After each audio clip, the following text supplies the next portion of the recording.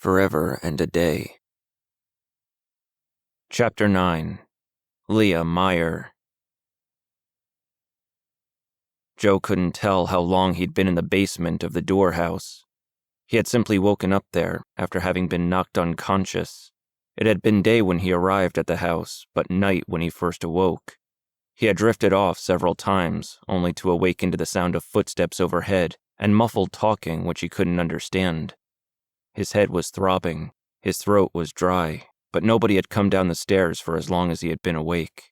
Nobody had come to ask him questions or give him food. If they wanted him dead, he would never have woken up in the first place, so Joe had to wonder what they wanted from him.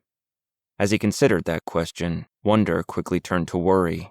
As he struggled to regain his senses, Joe looked around the basement for clues about the people who lived in that house and what their goals were. There had never been a ransom demand for Leah Meyer, yet she had been kept alive. Why? Since most of the people that Joe knew did not keep shackles on hand, Joe assumed that the chains which were locked onto his leg were originally meant for Leah. There were blankets bunched up on the floor and an empty bowl turned over next to the stairs, beyond Joe's ability to reach. It was just like the dungeon that Roy had described to him. There were tools stored on the far side of the basement, a sledgehammer and several saws, visible only because of a beam of moonlight cutting into the darkness through a narrow window. There was no chance of Joe reaching those tools and using them to either escape or to defend himself. He worried about how those tools could be used in the hands of an evil man. Not far from the tools, there was an old tub and a laundry wringer. He could see the shadowy outlines of trunks and pieces of old furniture in the basement covered with sheets. But as far as Joe could tell, there was nothing close enough to him to help with an escape.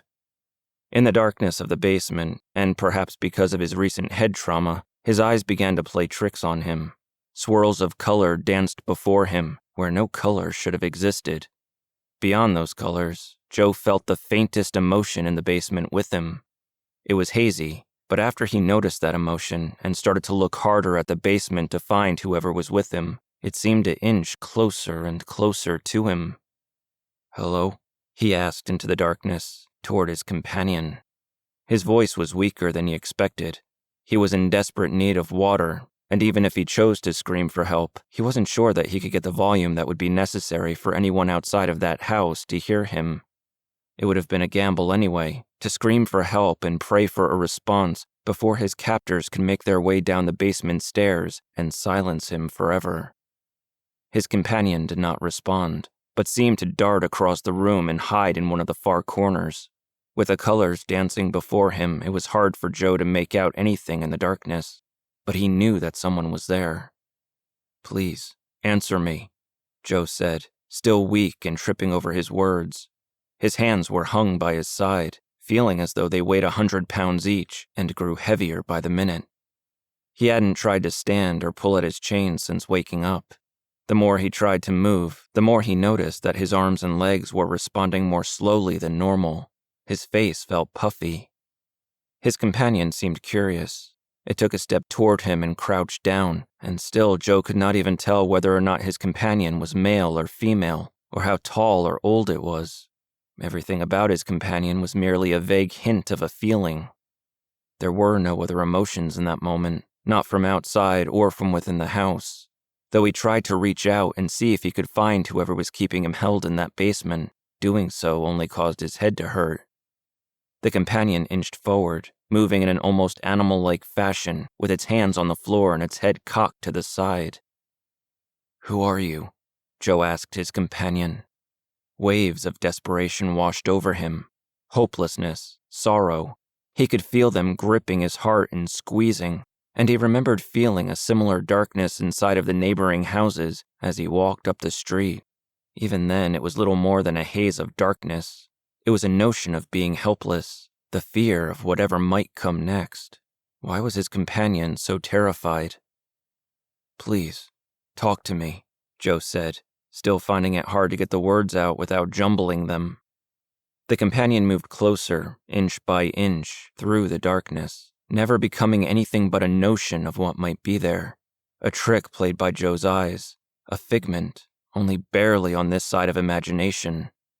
Joe closed his eyes and squeezed them tightly, rubbing them with his hands and hoping that when he opened them again, his vision would be free of those colorful swirls and he could see at last. But his efforts were in vain. The swirls remained, and he had lost track of his companion. While he could have sworn that the companion was in front of him only seconds before, he no longer felt that way. He scanned the basement both with his eyes and with his mind, though his skill was failing him. He tried to reach out, and while the echo of that dark haze of emotion still lingered in the air, he could not quite place it anymore. "Where are you?" he mumbled. "Where are you?" As he said it, there was a flash of terror right beside Joe, and the lights in the basement came on. The terror was gone as soon as Joe had the chance to process the light that was now shining in his eyes from an overhead bulb which dangled from the ceiling by a wire. Joe looked around himself, desperate to find his companion, but nobody was there. He was alone in the basement. He could hear footsteps moving down the wooden stairs, slowly, as though to cause as much panic as possible. He tried to feel what that person was feeling, but he couldn't. Something was very wrong with him. Pulling himself back to the wall where his chain was bolted, Joe watched as a man made his way down the stairs. Though harsh shadows were cutting across the man's face, Joe could recognize him immediately from a picture that Michael had showed him. The man was Carl Gottschalk. Carl was more muscular than Joe would have expected from the picture that Michael had shown him. His tie was loosened, and the top button of his shirt was undone. His sleeves were rolled up, revealing bandages on his arms. He looked tired, though Joe could not feel much of anything from him. All he could do was assess Carl with his eyes and guess at what he might be feeling. The uncertainty did not sit well with Joe. Carl placed a glass of water on a nearby chest and looked down at Joe. The hanging light was behind him now, making Carl's face little more than a silhouette. "You're wondering why you feel the way you do," Carl said with a thick German accent. His voice was deep and gravelly. "Don't worry, you've been drugged, but the effect should wear off any time. Whether or not we give you more is up to you." Joe didn't say anything. He simply looked up at Carl, squinting against the light. He glanced around once more for his companion, but the two men were alone. "Joseph Oster," Carl said, taking a seat on the same trunk where he had placed the glass of water. "Where do your people come from?" Again, Joe remained quiet. He couldn't seem to focus his mind enough to think of a clever response or a lie, so he chose to remain silent. Carl took a deep breath and shook his head, saying, "This is not how I wanted to meet you. I would have preferred something less hostile, so that you could see that I'm not a bad person." Joe's eyes moved down to the bandages on Carl's arms. He could see blood seeping through one of them, and he couldn't help but wonder where those wounds had come from. Noticing Joe's interest, Carl held up his arms and smiled. He said, "Annie is a fighter when she wants to be." He couldn't believe that he had forgotten about her. He couldn't believe that he hadn't been wondering where Annalise was or what they might have done to her. Now he worried that she was dead. "Where is she?" Joe asked. "Where is Annalise?" "She's upstairs." "And Leah?" "She's fine. You shouldn't worry about them." Because you're such a nice man." "No, because your concern right now should be for yourself." Carl stood up and picked up the glass of water. He walked closer to Joe and placed the glass on the ground before stepping back. "Drink." Joe looked at the glass, wanting to drink the water, but unsure of what might be in it. This concern seemed to amuse Carl. "We've already drugged you, and if we wanted you dead, you would be dead." His lips were dry. His mouth felt like it was full of cotton. His throat was scratchy. If the water were poisoned, it would probably be a better way to die than whatever else the Nazis might think of. So Joe moved across the floor and took the glass. As he picked it up, his hand shook. As he put it to his mouth, his teeth knocked against the glass. But the feel of the water pouring down his throat was a relief unlike he ever would have imagined. "I read the newspaper story about you," Carl told him. "You saved a boy from his kidnapper. I was impressed. Was it true that you used psychic abilities to do it?" Joe pulled the empty glass away from his mouth and looked at Carl, who was patiently waiting for an answer. Though he was still thirsty, Joe could feel the effects of whatever drugs he'd been given wearing off, if only a little. He didn't answer Carl. Sensing Joe's distrust, Carl continued to talk. He said, "Oster is German, correct? Was your father German, or his family before him? And what about your mother?" There must have been a reason for the questions about Joe's heritage, but he wasn't about to answer them.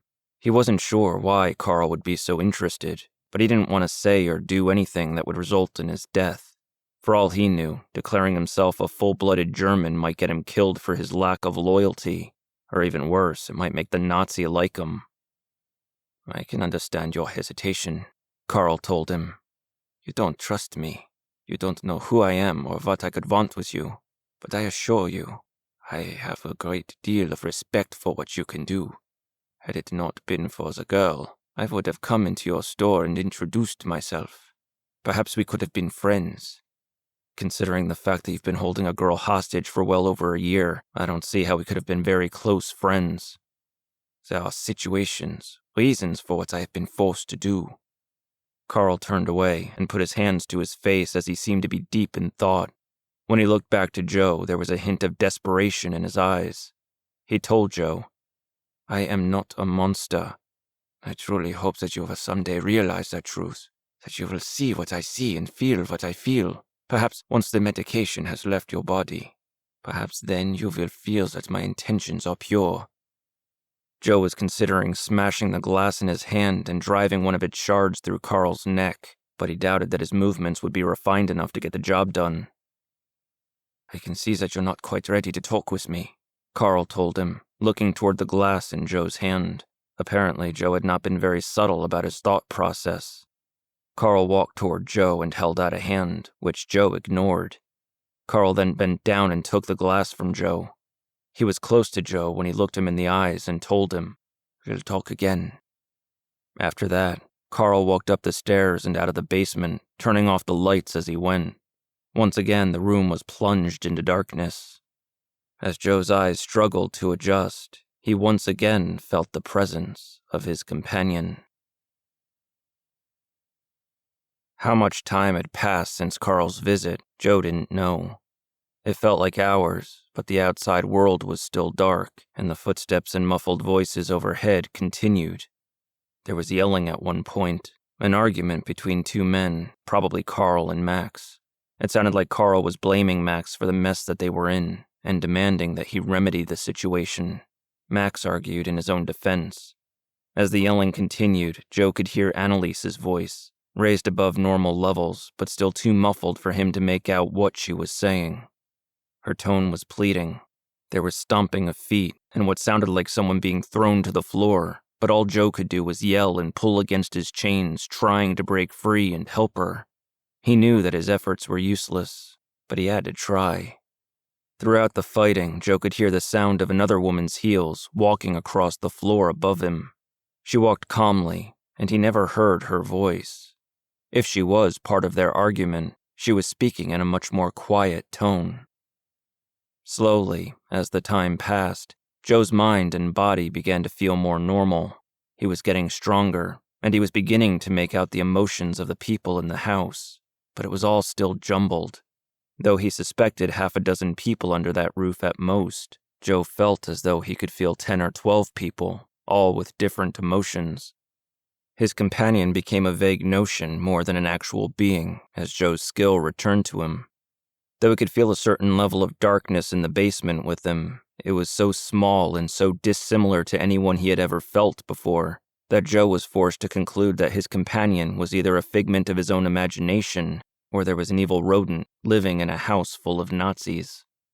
High above him, on the second level of the house, Joe could feel the damaged mind of a person whom he thought must be Leah. She was scared and loving, angry and sad, happy and tormented all at the same time. Feeling her emotions was like being on a carnival ride, and the longer Joe lingered on her feelings, the more nauseous he felt.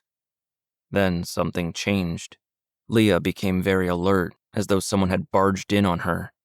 Joe could not feel anyone else in the room with her, But as he focused on her, something in the basement changed.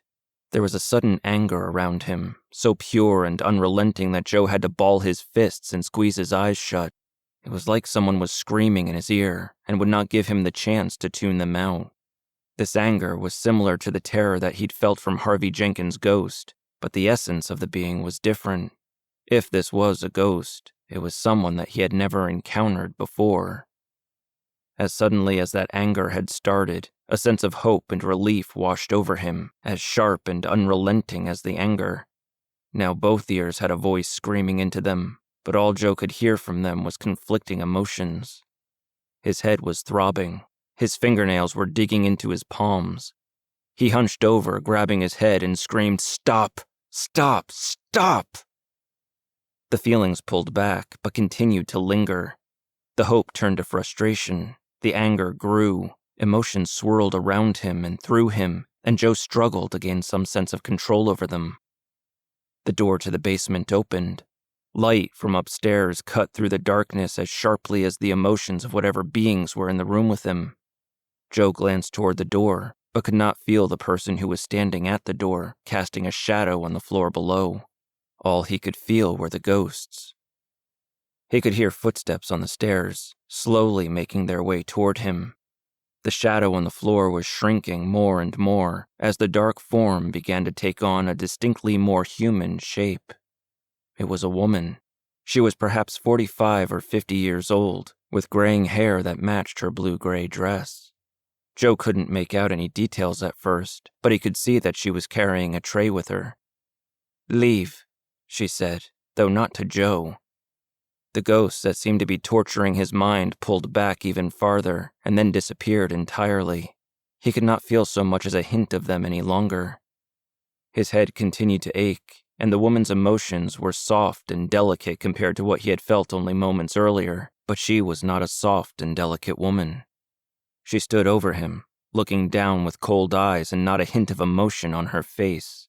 She was a heavy woman, most likely due to years spent inside of a bakery, if Joe's assumptions about her being Yuta Dor were correct.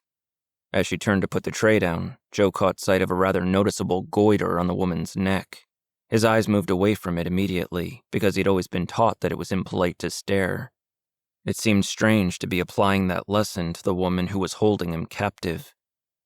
"I've brought you food," she told him. Her German accent was far less pronounced than Carl's. "I'd rather you release me. Let me take Annalise and Leah and go."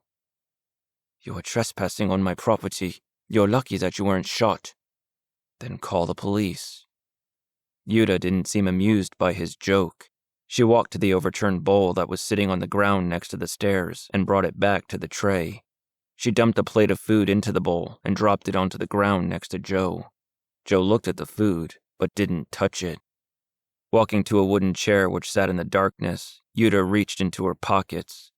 From one, she removed an apple. From the other, a small knife. She sat in the chair and began peeling the apple with her knife. She removed the skin of the apple in one long, curling strand, which she tossed to the ground near Joe, as though he were a dog receiving scraps from its master. The apple was eaten in relative silence, the only sound in the room coming from the wet crunching of the fruit as the woman ate with her mouth open. Each bite grated on Joe's nerves, but he said nothing. He simply sat on the floor and watched her eat. When she was through eating her apple, Yuta walked over to Joe's bowl and dropped the core into it, on top of the food that she'd dumped there earlier. She wiped the knife on her skirt as she turned to Joe and said, "I've heard that when a person loses one sense, the others grow more powerful in order to make up for the loss." He kept his eyes on the knife in her hand. He wondered what she was thinking at that moment, what she could do with the knife. He wondered how much of their drugs were still in his system, and how easily he could overpower her. Even if he did, he would remain chained to the wall, helpless against whatever weapons would be used on him next. Yuta was a cold woman, which Joe could have told from the look in her eyes and the hardness of her face, even if he hadn't been able to feel what she was feeling. His head was still ringing from the ghosts that had bombarded him. He had a dull throbbing pain behind his right eye, which ran all the way to the back of his skull. The back of his throat tasted like blood. Despite all of those things, Joe could feel Yuta's emotions. He could sense the calm that she felt as she held a man prisoner and watched him suffer. There was not an ounce of remorse inside of her, no ounce of empathy. She felt just in her actions. She felt pride. She felt curiosity. A harsh and unnatural smile formed on her face as Joe examined her emotions. She waved her small knife at him as though it were a scolding finger and shook her head just slightly. Still keeping a distance, Yuta bent over to get a better look at his eyes. As Joe stared back at her, he kept his mind on the knife in her hand, making sure that he was aware of where that knife was at all times. It seemed as though Yuta was about to say something to Joe, but she was stopped by the distant sound of a baby crying at the top of its lungs. Joe had heard the cries before, but only when he was medicated. He hadn't even been sure whether those cries were real or some distant memory playing tricks on his medicated mind, but now he heard it as plain as day. When Yuta heard the child's cry, her eyes narrowed. She was upset that Joe was aware of the baby, and a wave of anger rushed through her, quickly giving way to even more steely resolve than before. "Who is that?" Joe asked her, allowing his voice to match the coldness that he felt from her. Yuta didn't answer. The grip that she had on her knife tightened. When Carl had come down the stairs to speak with Joe, he turned on the overhead light. It was not a bright light, and the shadows that it cast across Carl's face made the man seem harsh and dangerous. Now Joe sat in the basement with Yuta, who had chosen to sit in the darkness. The only light was that which shined through the basement door, lighting the stairs and a patch of the basement floor at their base. Yuta stood as a dark figure in front of that light, her features nothing more than various shades of darkness against darkness as she stood over him, her eyes reflecting only a hint of light. The knife was the most visible thing about the woman who stood over Joe. It twisted as her grip tightened, catching some fragment of light, a reflection of a reflection, and glimmering in Joe's face. His eyes did not move from hers. He waited for her to lunge toward him, swinging the knife and screaming, but she simply stood there, staring at him as though she was enjoying his unease. In the distance, the baby continued to cry, and with each wail, the tension between Joe and Yuta grew. "What have you people done to her?" The question amused Yuta. She enjoyed the fact that Joe was unnerved. She liked seeing him tormented by the cries of that baby and all of the images that it conjured in his mind. She enjoyed seeing him helpless to do anything about it. He moved his leg, and the sound of the chain attached to it seemed louder than anything he had ever heard in his life. He wanted to grab Yuta and take the knife from her. He wanted to fight his way up the stairs to wherever that baby was being held and free it from that house and those evil people. He wanted to find Annalise and Leah and finally bring them home, putting this nightmare behind them at last. But the sound of the chain reminded him that he was helpless. He was at the mercy of his captors, and there was nothing that he could do to help any of those other people. He couldn't even help himself. Yuta chuckled under her breath as she watched the helplessness wash over Joe. She stood straight, just outside of his ability to reach, and she looked down at the knife in her hand. After a moment of consideration, she took a step forward to where Joe could easily grab her, fight the knife away from her, and stab her to death if he so chose. He was tempted. He could practically feel the knife cutting through her as he sat on the ground, staring at her cold, evil eyes. Yet he knew as well as she did that he could do nothing to her. To act out in such a way would simply leave him more powerless and more vulnerable than he already was. She stood there for several seconds, allowing more than enough time for him to make his move, before she finally slipped that small knife back into her pocket and turned away from him. Yuta walked up the stairs without ever looking back, and closed the door behind her as she left. The basement was once again as dark as night, with only that small hint of moonlight creeping through the window. He was alone. He was helpless. He was trapped in the basement of a house which belonged to people of unthinkable evil. He was trapped in a house with ghosts that could overpower him simply by coming near. He was chained to a wall while Leah continued to suffer, and he had delivered Annalise right into the jaws of the same evil. Joe couldn't believe what a fool he had been. For the first time in his life, he thought that he was moving toward whatever fate God had planned for him. He thought that he would finally understand why things had happened the way they did, but that hope was quickly fading. As the baby cried in some far corner of the house, Joe's mind went back to Maggie. He could practically see her smile, projected against the darkness of the basement. He could almost smell her hair. Just thinking about her brought back the memory of the calm that he would feel whenever he was near her. He remembered sitting on the floor for hours, watching her play, and the chaos of the world would melt around him. His focus was on her. Ever since she died, Joe had found it difficult to think of Maggie without guilt or sadness corrupting those memories. Yet as he sat on the floor of that basement, listening to the sound of a baby crying in the distance, Joe had one moment when the memory was pure and sweet, when his little girl seemed almost within reach. He held on to the memory of that feeling and focused on it, trying to bring back every detail that he could possibly remember. As he held on to the memory, that familiar calmness began to grow inside of him. It was warm and light. He hadn't even realized the weight that he carried with him in his chest, but for the first time in years, Joe took a breath, and that weight was gone. It was a glimpse and nothing more. Before Joe could take another breath, the feeling of calm was gone, but the echo of calm stayed with him, so stark against the backdrop of shattered pride and guilt. The baby continued to cry, and that's where Joe's mind went next. Not to the baby's emotions, which even the poor child could not possibly understand, but to the life of that baby. He thought about someone as completely innocent and helpless as Maggie held in that house. What could they want with a child? What could they do with it? Joe moved to where the chain was anchored to the wall and studied the bolts. He tried to twist them free or pull them out, but there was no way for him to loosen them. He ran his fingers along the cement wall, noticing that there were scratches already made in the cement, as though someone had tried to escape that prison before him. The only tools that Joe knew about were on the other side of the basement, far beyond his reach. For all he knew, they had been placed there simply to mock the prisoner, to make him understand that even if there was a way to escape, he could not get his hands on it. That hope was beyond his reach. If that truly had been the intention of his captors, Joe would ignore their message. He held on to hope as tightly as possible, because he still had a chance to save that child and its mother. He simply needed to think of a way to do it. The chain which was locked onto his leg now coiled beside the wall. He grabbed it and held it in his hand, feeling the weight of the chain.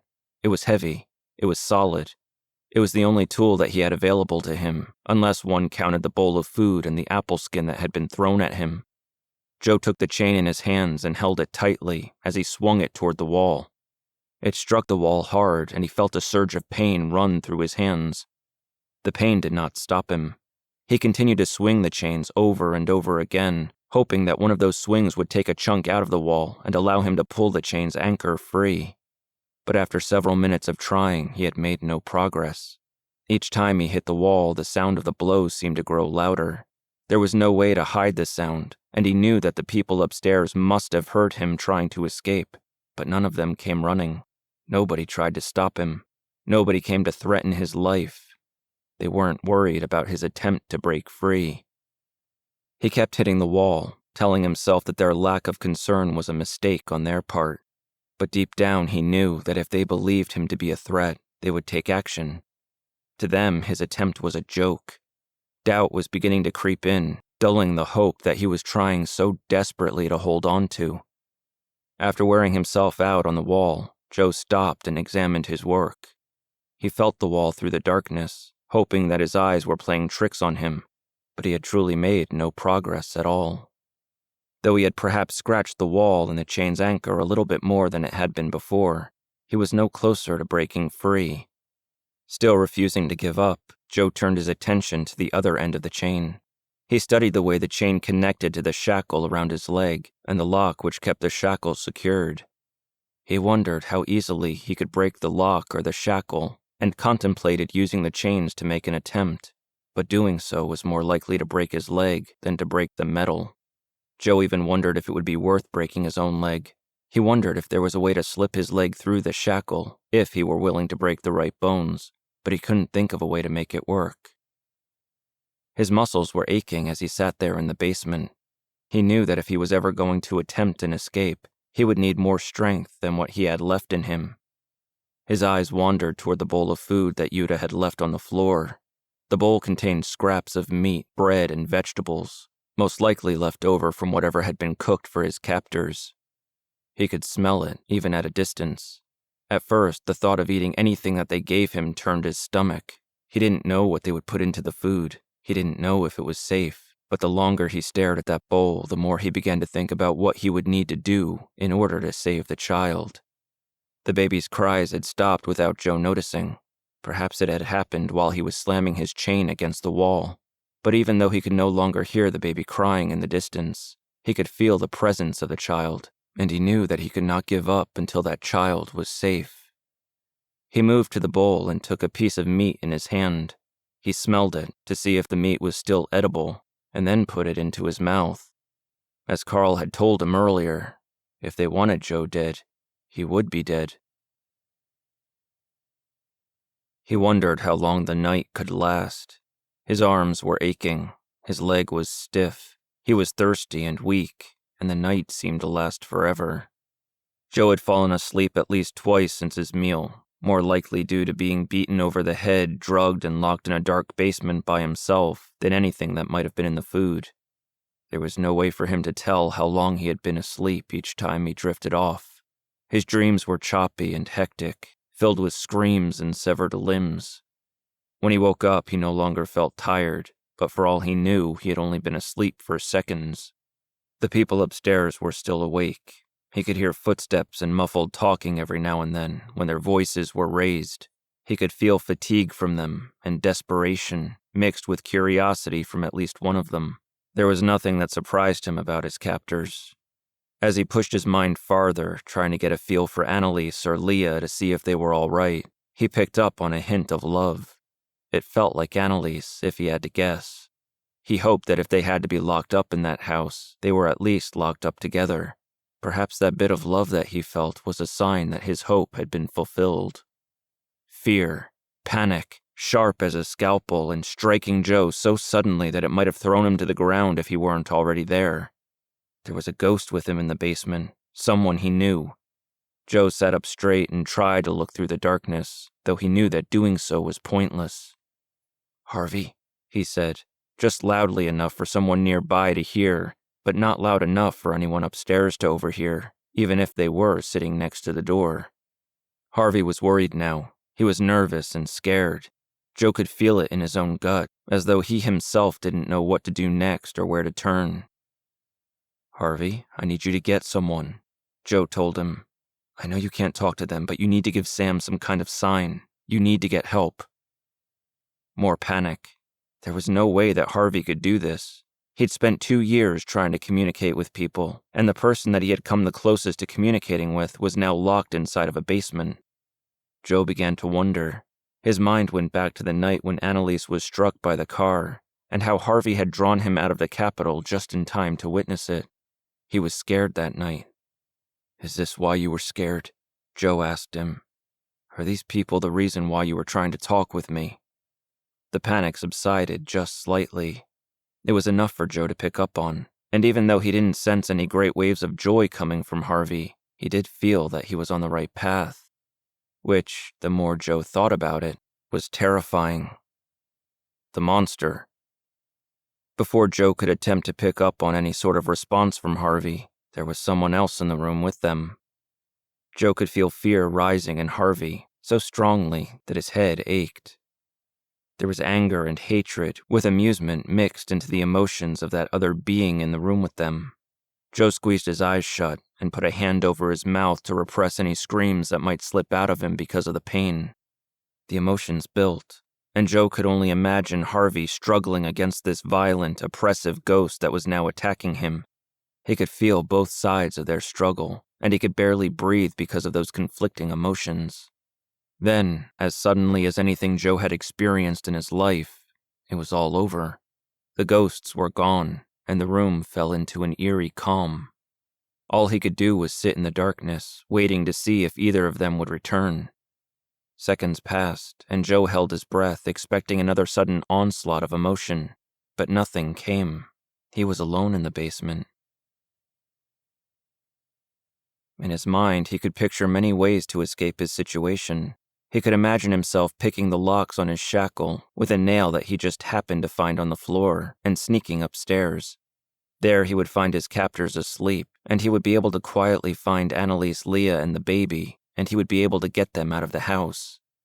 In some versions of that daydream, the baby started crying just as they reached the front door, and Joe was forced to fight every Nazi in the house with his bare hands. He was tired, and his mind wanted him to sleep, but no matter how hard he tried, he couldn't stay asleep for more than a few minutes at a time. The more tired he got, the more elaborate those daydreams of escape became.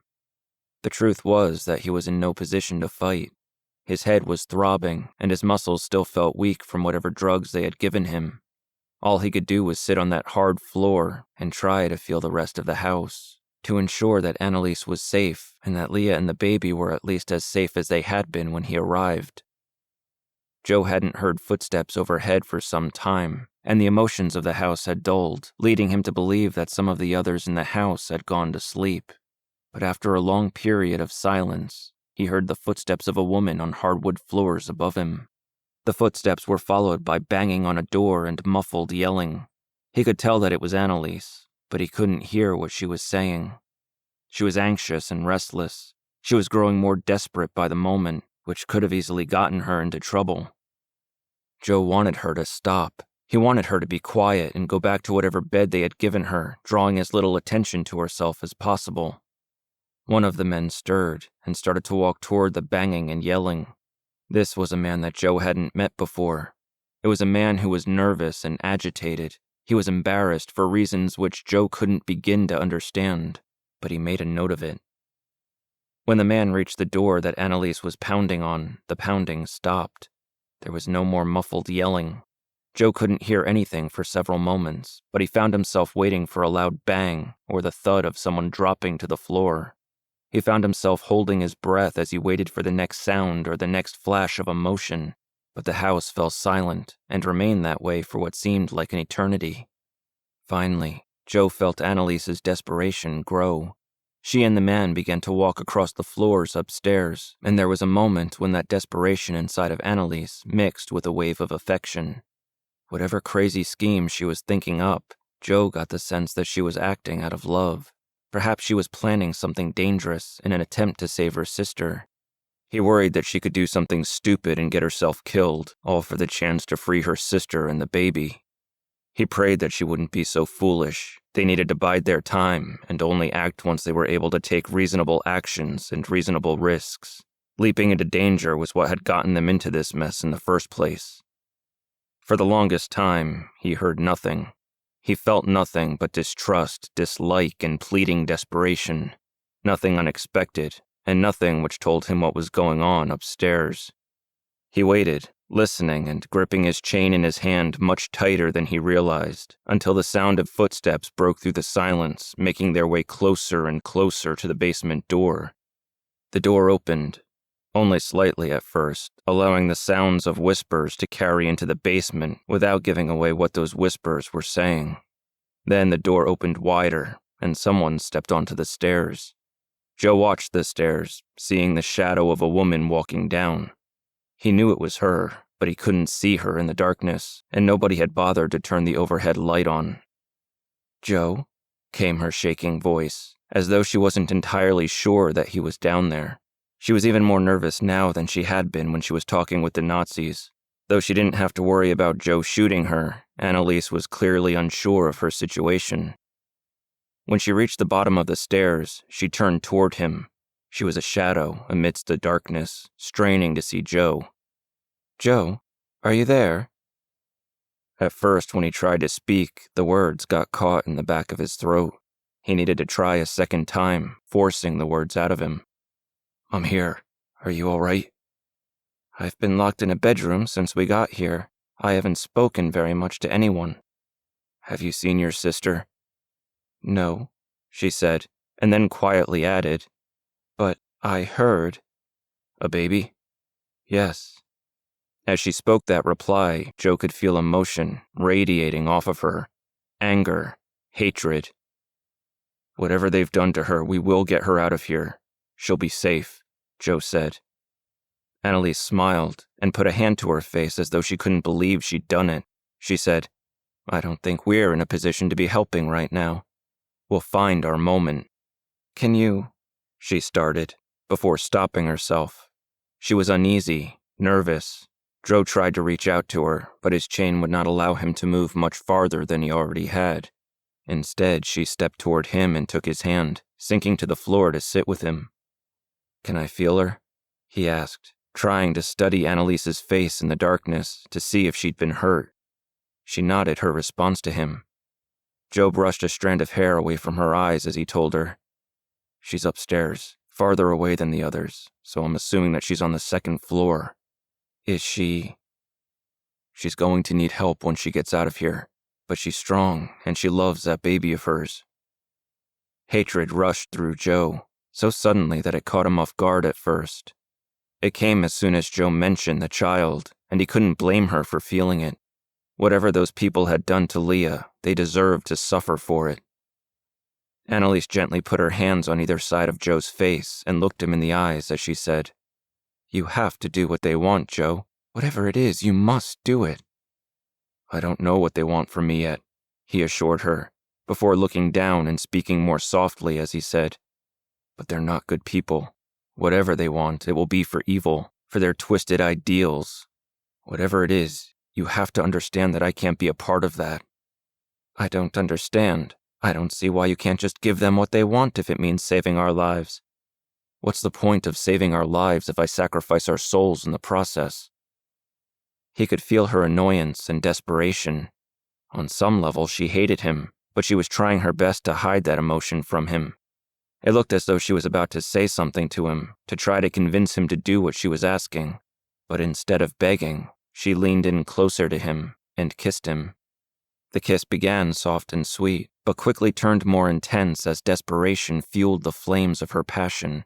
She held on to him tightly, holding him close, but Joe could tell that she was not kissing him out of love or concern for him. She was kissing him in an attempt to sway his better judgment. There was a knock on the basement door, causing Annalise to pull away from him and turn to see if someone was coming. She was scared and nervous. She needed him to do as she said.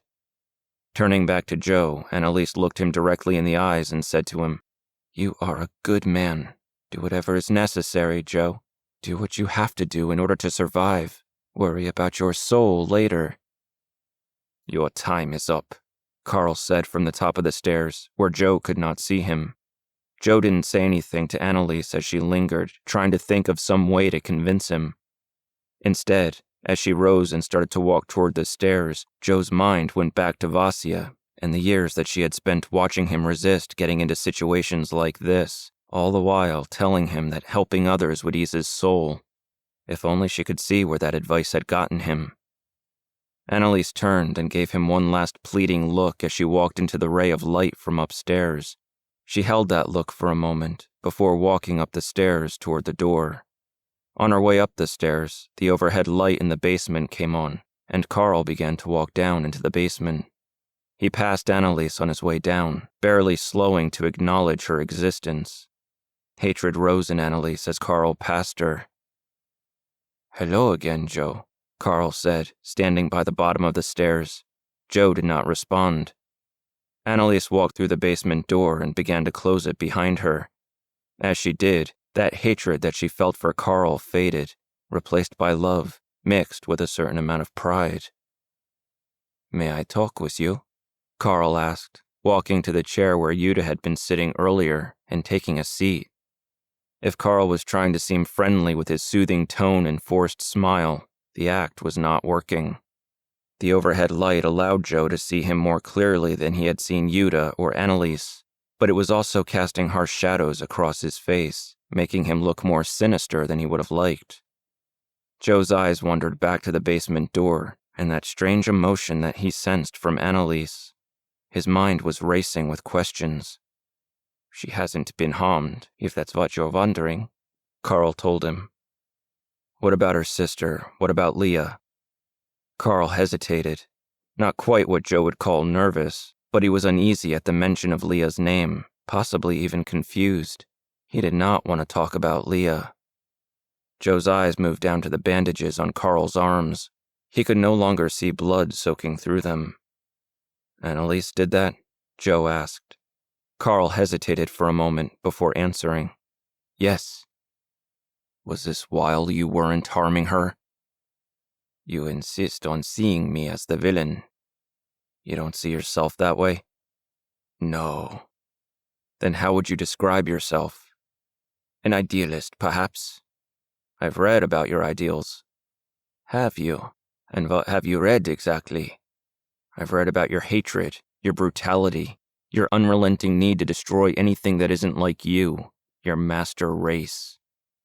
Carl nodded and took in those words. After a moment of consideration, he asked Joe, "Don't your own people believe in a master race?" "No." "I've read about the history of your country. Don't you think we have something in common?" "You read history books. Even you must see the difference between our history and your goals for the future." "I see similarities between us. Mistakes in your perception of me. Mistakes in your perception of yourself." "How so?" Carl stood and paced in front of Joe, trying to find the right way to express himself. He thought carefully about his words before finally squatting down to Joe's level and saying, "You have an amazing ability. You can do things that nobody else can do. Isn't that right?" "I'm sure there are others." "But you aren't normal." "And so I should be wiped out? Is that where you're going with this?" Carl smiled as though he thought the comment were funny. He then said, "No, you should not be wiped out. Don't you realize? Don't you see what you are? Or have you spent too much time trying to deny your psychic abilities that you can't appreciate their meaning at this point?" "I'm not psychic." Carl took a deep breath and stood up. He walked back to the chair and took a seat before he said, "You'd have told me that you heard ghosts." He waited for a response, but Joe didn't offer him anything. "The newspaper said that you used your abilities to find a missing boy." Still, Joe said nothing. Carl seemed to be growing frustrated, but he wasn't angry. His emotions remained level as he tried to think of a way to communicate with Joe. "I've heard stories," Carl said. "I've heard whispers all my life. People speaking in languages that they couldn't possibly understand. A boy suddenly taking on a personality that isn't his own, speaking philosophies that amaze himself as much as his friends." "Ghosts," Joe nodded, hoping to keep the conversation as short and simple as possible. "There is a world around us that most people can't see, but you can. You are able to experience some things that most of us can only dream of, and you're telling me that you don't believe that you're better than the rest of us?" Now it was Joe's turn to laugh. The idea of his skill making him superior in any way was perhaps the funniest thing he had heard all year. He shook his head at Carl and asked, "Is that it? Is this how you plan to justify your evil to me, by telling me that I'm special so that I'll join your cause? Because it's not going to work. I'm not delusional enough to believe that I'm any better than anyone else. What makes you think that you, of all people, are the master race?" Carl offered a shrug and said simply, "I don't." Joe was confused now. Here Carl was, talking to him about being better than anyone else, and then he turned around and contradicted himself. He must have read the confusion in Joe's eyes, because Carl then said, Most, I suppose, believe that it's enough to be Aryan. They believe that in order to be part of the master race, your blood must be pure, that you must be free of infirmities and all of that nonsense. Even Hitler himself believes that in order to purify the world, we must look backward rather than forward. Perhaps even my own colleagues would agree. But you don't? I believe that there is more to it than that. It's not enough to be pure. I believe that the master race is... Oh, how can I phrase this for you? How can I make you understand? He was excited. He enjoyed talking about his beliefs and philosophies, which, as far as Joe could tell, were even more insane than the average Nazi. Charles Darwin, Carl continued at last, with wide eyes and a grin. He would call it natural selection. For how many decades have people used the term evolution without being called evil?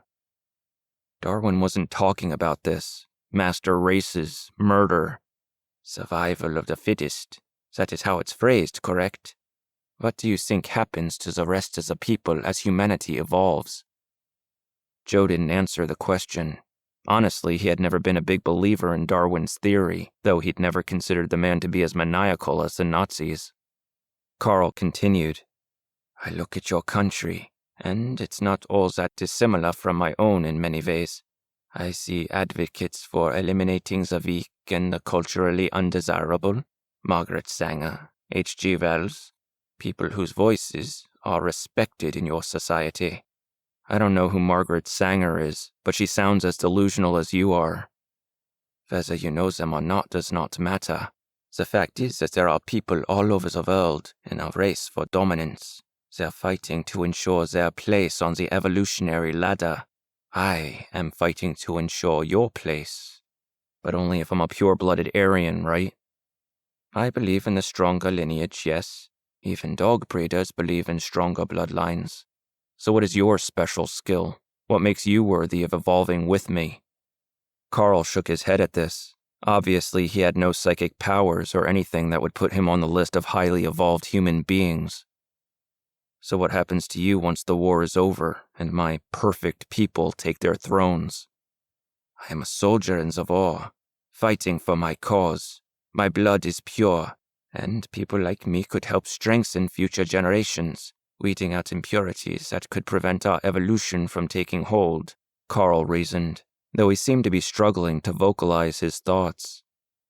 I will fight for our future, and like so many before me, I will offer up my life so that my betters may reap the benefits of victory. Joe took a moment to allow Carl's words to sink in. He looked away from the man in front of him to the ground, considering all of the dedication and loyalty that Carl had declared to this cause, the passion with which Carl spoke, the tear in his eye. Then he nodded and quietly asked, And was the woman upstairs reaping the benefits of victory as she was being raped? Carl's eyes filled with pain, and Joe could feel the frustration in him grow more powerful than ever, but Carl's face never betrayed his emotion. I assure you that was not my fault. And the man you killed for his car? His wife? And what about the neighbor that you killed just for the sake of killing? Joe asked. Don't sit there pretending that you are a man with integrity and passion. You are a thug. You are a petty little man who has gotten it into his head that his life means something. But the truth is, if you truly wanted to make this world a better place, you'd put a gun in your mouth right now. Anger flooded through Carl. Before Joe could even process the feeling, Carl was on top of him, punching him in the face and slamming him into the ground over and over again. Once he was done, Carl stood up and wiped the sweat from his brow as he looked down at Joe. He regretted what he had done. Joe could taste the blood coming from his lip. His face felt hot and his cheekbone was throbbing. Yet he looked Carl in the eye and smiled.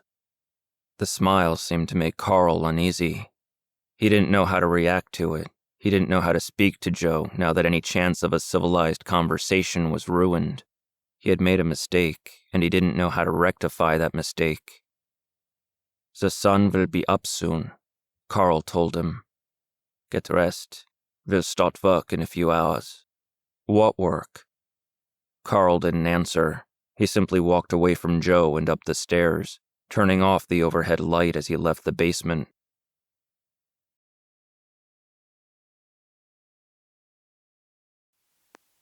This is the voice of the Embers, where stories burn.